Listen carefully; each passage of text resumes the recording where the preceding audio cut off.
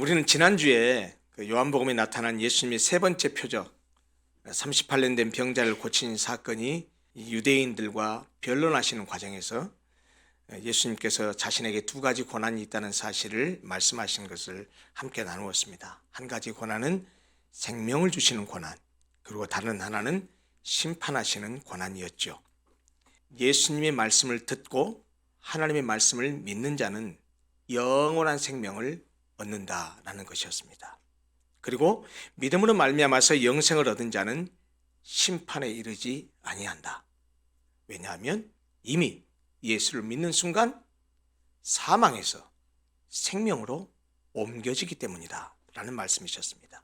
뿐만 아니고 예수님은 언젠가 다시 재림하실 터인데 선악과는 우리를 심판하실 때 예수님의 말씀을 믿어서 그 말씀대로 살아가면서 선한 일을 행한 자는 생명의 부활로, 반대로 예수님의 말씀을 믿지 않아서 자기 뜻대로 살아가면서 악한 일을 행한 자는 심판의 부활로 나올 것이라고 말씀하셨습니다.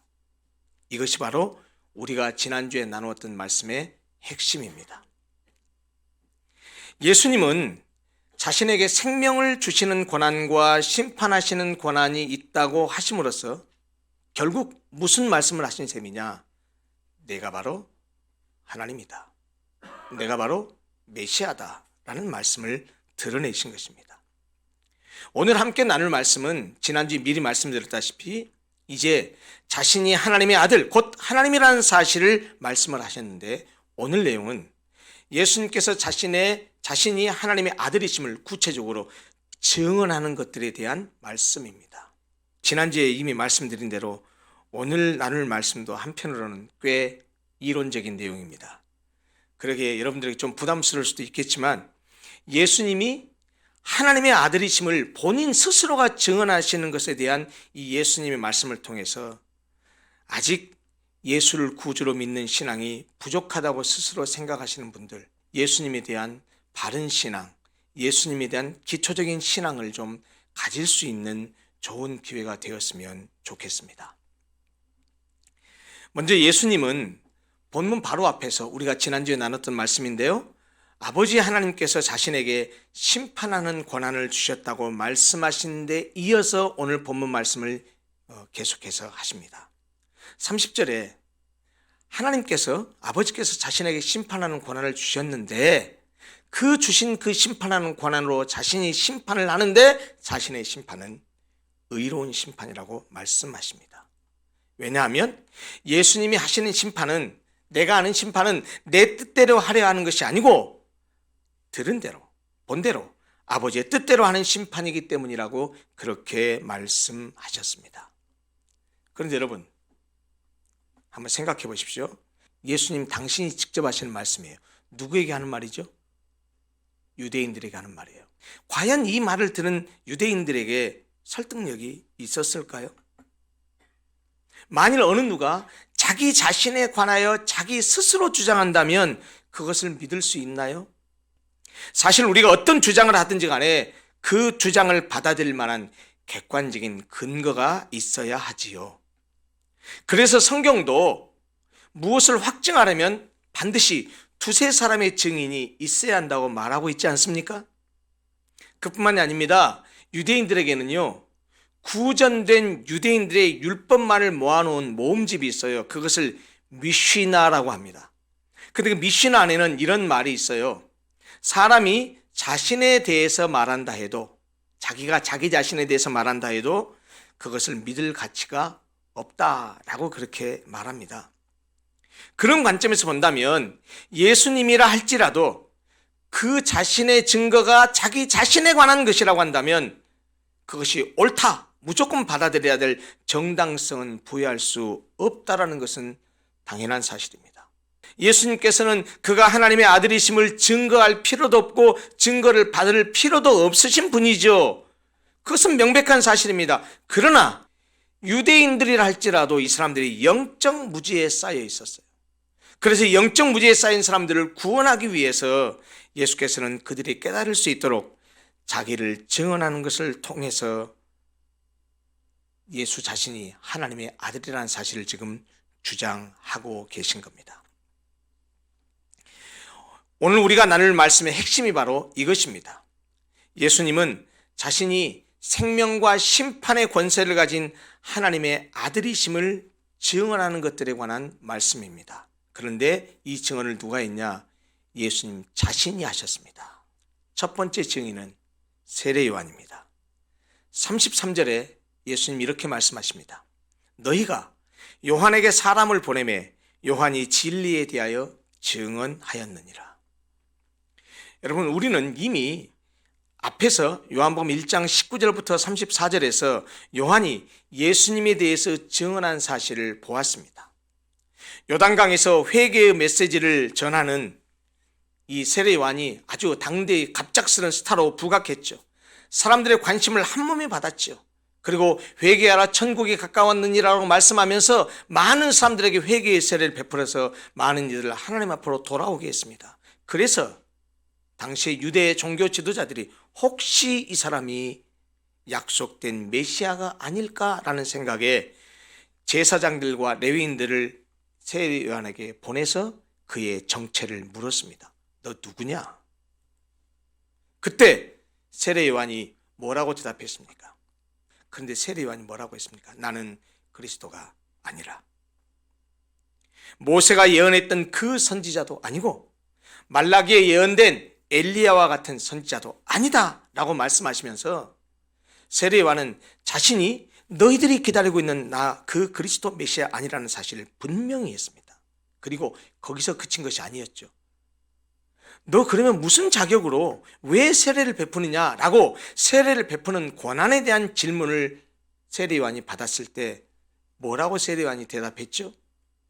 나는 물로 세례를 베풀지만 내 뒤에 성령으로 세례를 베푸실 분이 오시는데 나는 그의 신발끈을 푸는 것도 감당치 못하겠노라 이렇게 대답했습니다. 나아가서 세례 요한은 예수님에 대한 증언을 이것으로 그치지 않았습니다. 결정적으로 예수께서 자신에게 세례를 받으러 나아오시는 것을 보시고 이 세례 요한은 예수님을 가리키면서 이렇게 말했었죠. 보라, 세상 죄를 지고 가는 하나님의 어린 양이로다. 예수님을 가리키면서 그렇게 증언했습니다. 예수님이 우리 모든 사람의 죄를 뒤집어쓰고 대신 죽으실 우리의 구세주라는 증언입니다. 그가 바로 메시아라는 증언입니다. 그뿐만 아니죠. 세례 요한은 예수님이 성령으로 세례를 주시리라는 사실, 그리고 하나님의 아들이라는 사실을 분명하게 증언했습니다. 한마디로 요약하면 세례 요한의 이 모든 증언은 예수님은 하나님께로부터 온 신적 권위를 가지신 메시아라는 사실이었어요. 두 번째, 예수님이 하나님의 아들이시라는 사실은 그것을 증거해 주시는 것은 바로 예수님이 하신 일입니다. 36절을 보십시오. 내게는 요한의 증거보다 더 큰 증거가 있으니 아버지께서 내게 주사 이루게 하시는 역사, 곧 내가 하는 그 역사가 아버지께서 나를 보내신 것을 나를 위하여 증언하는 것이요. 여러분, 교회 안에서 많이 사용하기는 하지만 일반인들이 또는 신앙생활하기 시작한 지 얼마 안 되는 신앙의 연륜이 짧은 분들이 잘 이해하지 못하고 오해하는 단어들이 몇 가지 있습니다. 믿거나 말거나 예수님께서 외식하는 자들을 책망했잖아요. 그 외식을 진짜로 바깥에서 식사하는 것이라고 생각하는 사람이 있습니다. 성경에 6월절이 자꾸 나오니까 6월절, 그러니까 6월절이 있으니까 5월절도 있고 7월절도 있겠구나라고 생각해서 그 6월이 1, 2, 3, 4, 5, 6월의 6월절인 줄 아는 사람이 진짜 있습니다. 웃을 일이 아닙니다. 여기 본문에도 그 단어가 하나 나와요. 교회 안에서 역사라는 말을 많이 해요. 하나님이 역사하셨습니다. 성령께서 역사합니다. 그런데요, 이 말을 제대로 잘 알아듣는 사람이 많지 않아요. 역사라는 말, 우리가 일반적으로 사용할 때 역사 그러면 영어 단어 히스토리를 생각하잖아요. 그런데 성경에 역사라는 말로 번역됐는데 영어의 히스토리라는 뜻으로 번역되는 그런 의미를 가진 역사가 그렇게 많지 않아요. 오히려 그 역사는 전혀 다른 의미로 많이 사용됩니다. 여기도 그렇게 사용되어 있어요. 이 역사는 한자 말입니다. 역자는 불일 역자고요. 사자는 이일 사자입니다. 그래서 역사라는 말이 명사로 쓰이면 하나님이 하시는 일, 하나님이 행하신 일을 뜻합니다. 그 다음 동사로 사용돼서 역사하다 라는 뜻으로 쓰이면 하나님께서 일하신다, 하나님께서 일하다의 뜻입니다. 그래서 여러분, 이 역사하다, 성경 중에 우리나라 성경에 역사하다라고 번역된 그 단어가 영어 성경에는 다 work로 번역되어 있어요. W-O-R-K, 일하다는 뜻으로 번역되어 있어요. 그게 훨씬 쉬운 번역 같아요. 그러니까 오늘 본문 36절 말씀을 쉽게 말하면 무슨 뜻입니까? 예수님께서 하시는 역사, 즉 예수님께서 하시는 일이 바로 하나님이 예수를 보내심을 증거한다는 말이에요. 그리고 그것이 곧 예수가 하나님의 아들이라는 사실을 보여준다는 말입니다. 바로 예수님이 하시는 일은 요한의 증거보다 더 큰 증거라고 말했어요. 왜냐하면 하나님의 아버지께서 예수님을 통해서 직접 이루신 일이기 때문입니다. 여러분, 예수님께서 행하시는 이적, 지금 오늘 본문의 말씀이 왜 이런 얘기가 유대인들하고 얘기가 오갔어요? 38년 된 병자를 고치신 사건 때문에 지금 이 얘기가 계속되고 있는데, 38년 된 병자를 고치신 사건 자체가 그를 일어나 걸어가게 한 것이 이적이고 기적이고 표적이지 않습니까? 이것이 예수님이 하신 일이지 않습니까? 그뿐만이 아니죠. 우리는 너무나 잘 압니다. 복음서에 기록된 수많은 예수님께서 행하신 일들, 그가 행하신 표적들, 기사들, 눈먼 자가 눈을 뜨고 귀머거리가 듣게 되고 앉은 뱅이가 일어나 걷고 죽은 자가 다시 살아나는 일들, 그것을 행하신 예수께서 하나님의 아들이심을 분명히 증언해 주고 있다라는 말입니다. 요한복음 10장에 보면 36절 이하에 예수님께서 아주 답답한 마음으로 그때도 유대인들에게 이런 말씀을 하셨어요. 우리가 나중에 또 보게 될 겁니다. 들어보세요. 아버지께서 거룩하게 하사 세상에 보내신 자 누구죠? 그의 아들 예수 그리스도. 지금 이 말씀을 누가 하냐면 예수님 당신이 하고 있어요. 아버지께서 거룩하게 하사 세상에 보내신 자가 나는 하나님의 아들이라 하는 것으로 너희가 어찌 그것을 신성모독이라 하느냐라고 묻습니다. 나 하나님의 아들이야.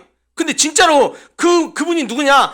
아버지께서 거룩하게 하셔서 세상에 보내신 자가 하나님의 아들이, 나 하나님의 아들이야 라고 말하는데 왜 그것을 신성모독이라고 하느냐라고 하시면서 이어서 이렇게 말씀하십니다. 들어보세요. 만일 내가 내 아버지의 일을 행하지 아니하거든 나를 믿지 말려니와, 내가 행하거든, 뭘요? 내가 아버지의 일을 행하거든 나를 믿지 아니할지라도 그 일은 믿으라.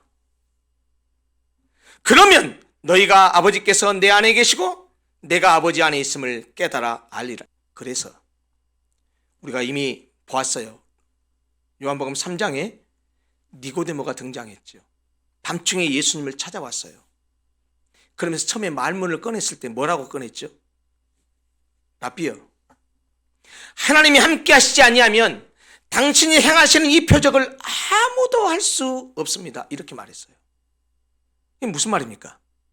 하나님이 함께하지 않으면 당신이 행하신 일을 아무도 할 수 없습니다. 그런데 당신은 이 일을 행하셨습니다. 그러니 당신은 하나님이 함께 하시는 분이 분명합니다. 이 말 아닙니까? 꼭 기억해야 됩니다. 예수님이 행하신 일들 자체가 바로 그가 하나님의 아들이심을 분명히 말해줍니다. 세 번째, 하나님 아버지의 증언입니다. 37절에 예수님 이렇게 말씀하십니다.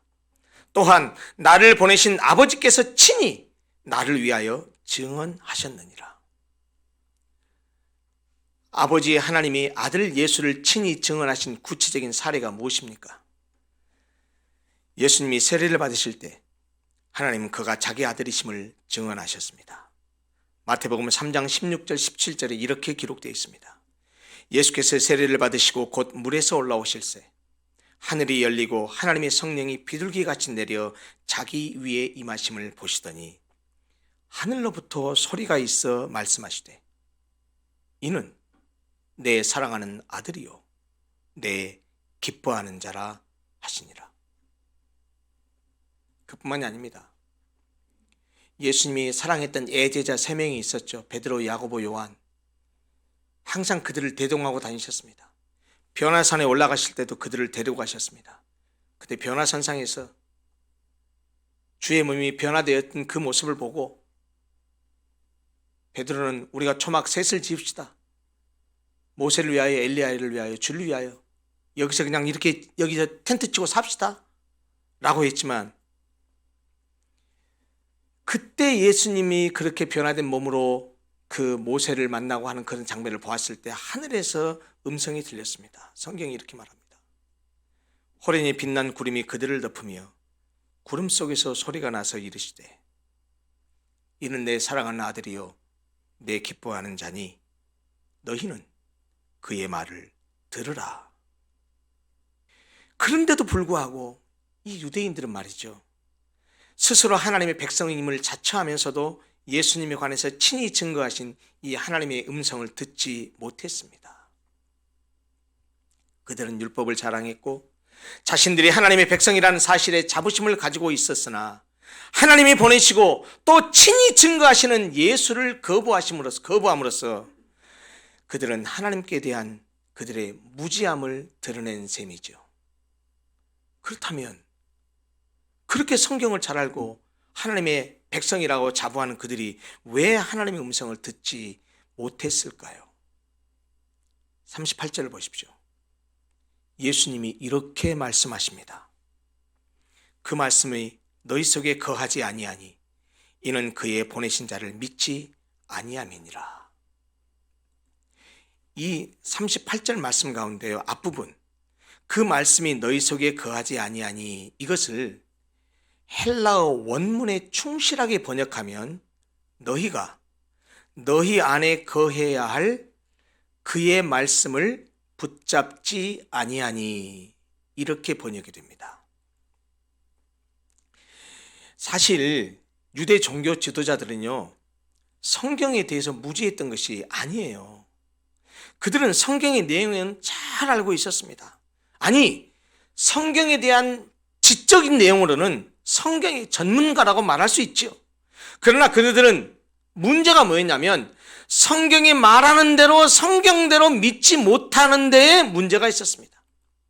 다시 말하면 그들이 하나님의 말씀을 붙잡아 그 말씀을 자신들 안에 거하게 했더라면 그 성경 말씀이 증거하고 있는 그 예수 그리스도를 거부하는 일이 없이 그를 하나님의 아들로 믿었을 터인데 그들은 그렇게 하지 못했습니다. 왜 그랬을까요? 성경을 닫힌 마음으로 읽었기 때문입니다. 성경을 읽기는 읽되 하나님을 찾고 하나님의 음성에 귀를 기울이기 위해서 읽은 것이 아니었다라는 말입니다. 오히려 자신의 입장을 지지하기 위한 근거를 찾기 위해서 성경을 읽고 자신의 신앙을 정당하기 위한 그런 인포메이션을 얻기 위해서 성경을 읽었다는 얘기예요. 이 유대인들은 사실상 하나님을 사랑한 것이 아닙니다. 하나님에 대한 자기들의 사상을 사랑했고 오히려 성경은 자기들의 사상을 뒷받침하기 위한 수단에 불과했었던 것이지요. 그들이 하나님의 말씀을 붙들지 않았다는 것은 결과로 나타났습니다. 어떻게 나타났습니까? 그 하나님이 증언하고 있는, 성경을 통해서 증언하고 있는 예수 그리스도를 하나님의 아들로 믿지 않은 결과로 나타났습니다. 구약 성경의 주인공도 예수 그리스도요. 구약에도 그분에 대한 수많은 예언이 있음에도 불구하고 그렇게 성경을 달달달 외우고 성경을 가까이 하는 그들도 예수를 믿지 않았다라는 말이에요. 왜요? 말씀이 그들의 마음에 살아 역사하지 못했기 때문입니다. 하나님의 말씀이 그들 속에 없었기 때문에 말씀에 담긴 하나님의 음성을 들을 수 없었던 것이지요.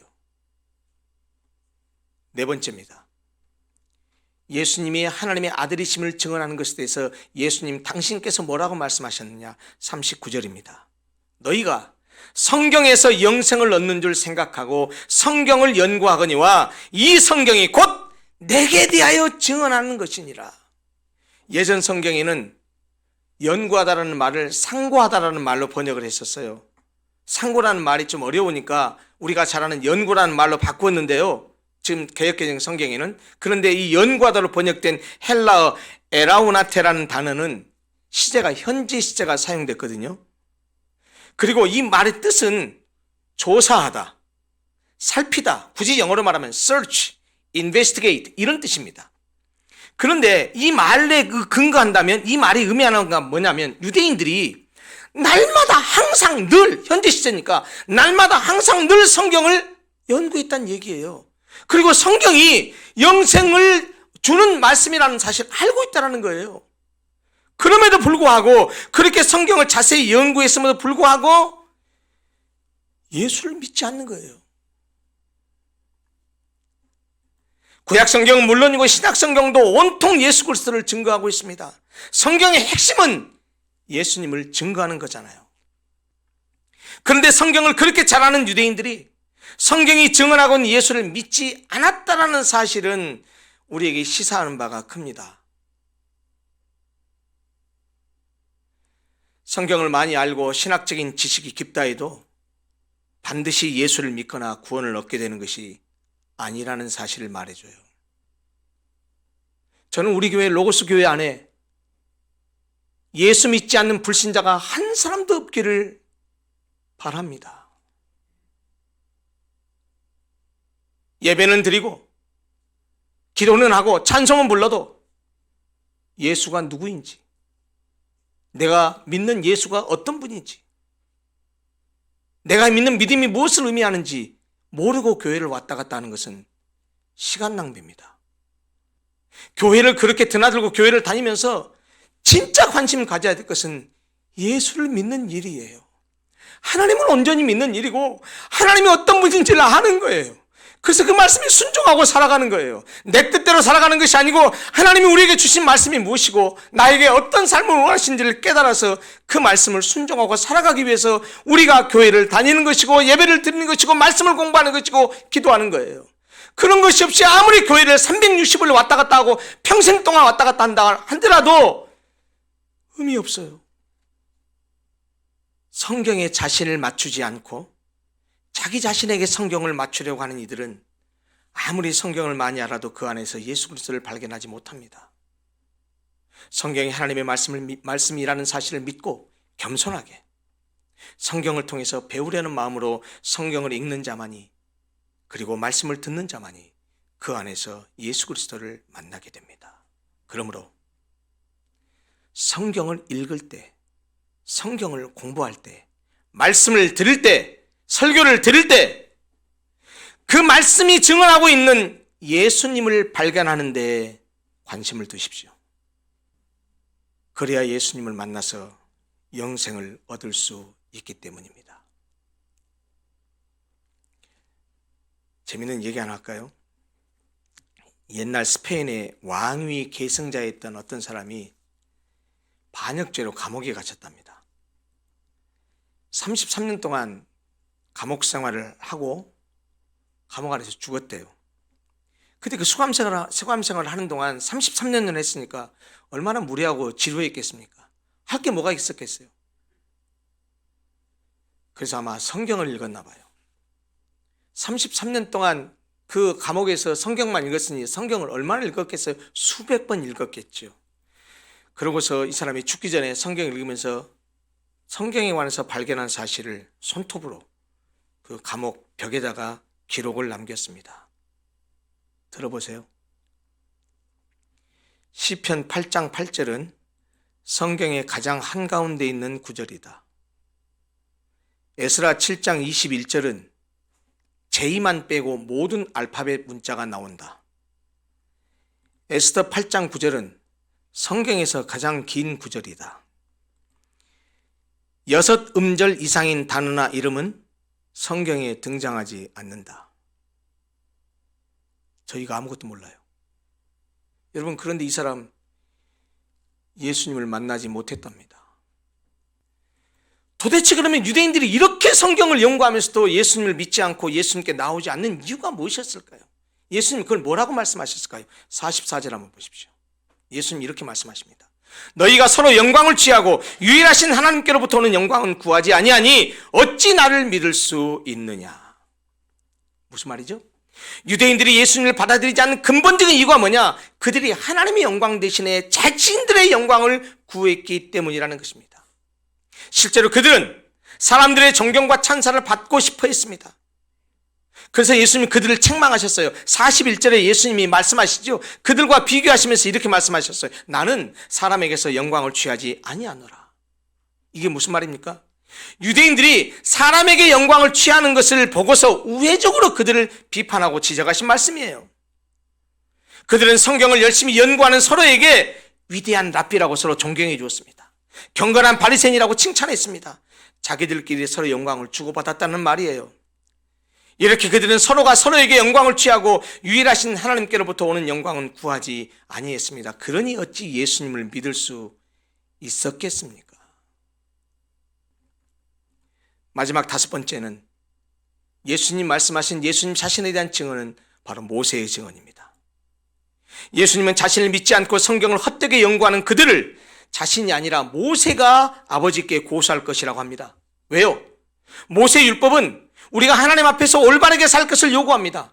그리고 그렇지 못하면 하나님의 저주가 있을 것이라고 말씀하고 있기 때문에 율법의 말씀을 제대로 지키지도 않으면서 겉으로만 종교의식을 행하던 이 유대인들에게 모세의 율법이 그들을 정죄할 것이라는 그런 의미입니다. 그들이 연구하는 성경, 특히 모세 율법을 보면 모두 예수님을 증언하고 있기 때문에 만약 그들이 모세의 말을 믿었다면 예수님도 믿었을 것이지요.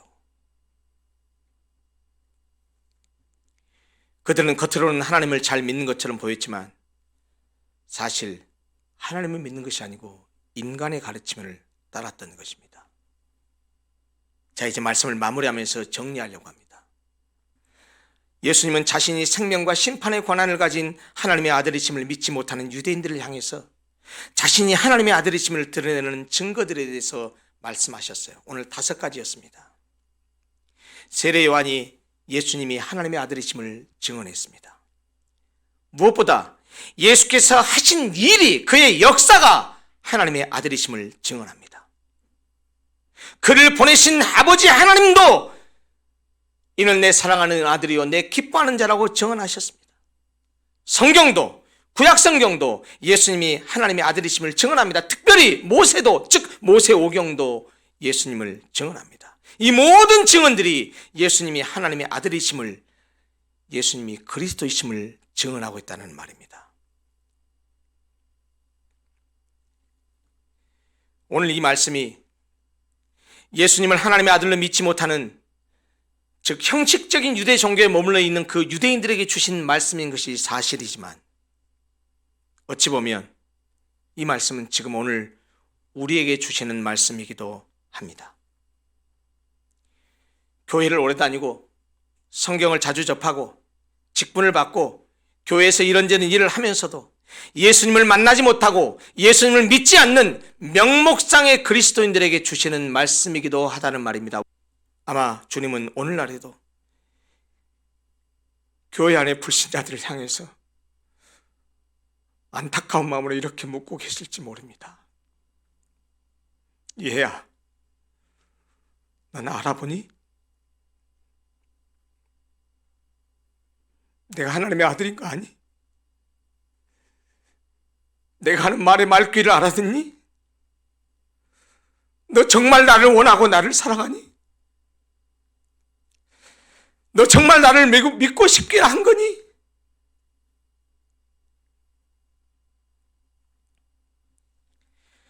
당시 유대인들이 왜 예수님을 제대로 알아보지 못하고 예수님을 하나님의 아들로 믿지 못했을까요? 그들은 철저하게 자기중심적 신앙 속에 갇혀 있었습니다. 자신들이 원하는 것만 믿고 싶은, 자신들이 원하고 바라고 싶은, 믿고 싶은 그런 자기중심적인 신앙을 가지고 있었다는 말입니다. 게다가 그들은 본질보다는 형식에 매인 껍데기 신앙을 가졌기 때문입니다. 무엇보다 그들은 하나님의 영광보다는 하나님을 수단으로 삼아 자기의 영광을 구하려는 자기 사랑에 빠졌기 때문입니다. 교회를 나오기 시작한 지 얼마 안 되는 성도들, 예수를 믿은 지 얼마 안 되는 성도들이 있다고 한다면 그런 분들에 대해서는 얼마든지 이해할 수 있어요. 그러나 교회를 다닌 지는 꽤 오래되었으나 아직 예수님이 참으로 누구신지 모르고 예수님을 하나님으로 믿고 있지 못하다면 오늘 예수님에 관한 여러 증언을 통해서 그리고 하나님이 베푸신 특별한 은혜를 통해서 하나님, 제발 내가 예수를 하나님의 아들로 믿게 해주십시오. 그런 은혜를 나에게도 주십시오. 라고 그렇게 주님께 간구하셨으면 좋겠습니다. 교회를 다니기 시작한 지 얼마 안 되는 분들이나 교회를 다닌 지는 오래되었어도 아직 확실한 믿음을 갖지 못하고 뜨뜻미지근한 그런 신앙을 가지고 계시다고 한다면 하나님께 은혜를 구하십시오. 그리고 간곡히 부탁드립니다. 성경으로 돌아가십시오. 말씀 앞으로 가십시오. 여러분, 성경을 모르고서는 절대로 하나님의 뜻대로 살 수 없습니다. 알지 못하는데 어떻게 행합니까? 하나님이 뭘 원하시는지 모르는데 어떻게 그분의 뜻을 행할 수 있습니까? 성경을 읽지 않고 성경을 공부하지 않고 성경을 묵상하지 않고 신앙생활하는 것 도대체 무슨 배짱입니까? 저는 이해가 안 됩니다. 오늘 예수님이 자신이 생명과 심판의 권한이 있는 하나님의 아들이심을 증언하는 5가지는 모두 결론적으로 성경 말씀으로 귀착됩니다. 왜 그런 줄 아세요? 우리에게는 오늘 예수님 말씀하신 이 5가지 증언들을 담고 있는 성경이 우리 손에 쥐어져 있어요. 세례 요한의 증언도 성경에 기록되어 있습니다. 예수님이 하신 일들 사복음서 읽어보세요. 가득 차 있습니다. 하나님 아버지께서 예수님에 대해서 증언하신 말씀 여전히 복음서 읽어보세요. 가득합니다. 성경의 증언이라고 말했던, 예수님 말씀하신 성경의 증언이라고 했던 그 구약 성경 읽어보세요. 모세의 증언이라고 했던 모세 오경 읽어보세요. 우리는 모두 다 그런 것들을 손에 쥐고 있잖아요. 이렇게 성경 한 권으로 다 가지고 있잖아요. 그렇기 때문에 우리가 성경으로 돌아가서 성경을 읽고 묵상하고 공부하지 않으면 결코 예수님을 바로 믿을 수 없습니다. 신앙 연륜이 20년, 30년, 40년 됐다고 말씀하시면서 아직도 성경을 한 번도 읽어보지 않으신 분들 부끄러워하셔야 돼요.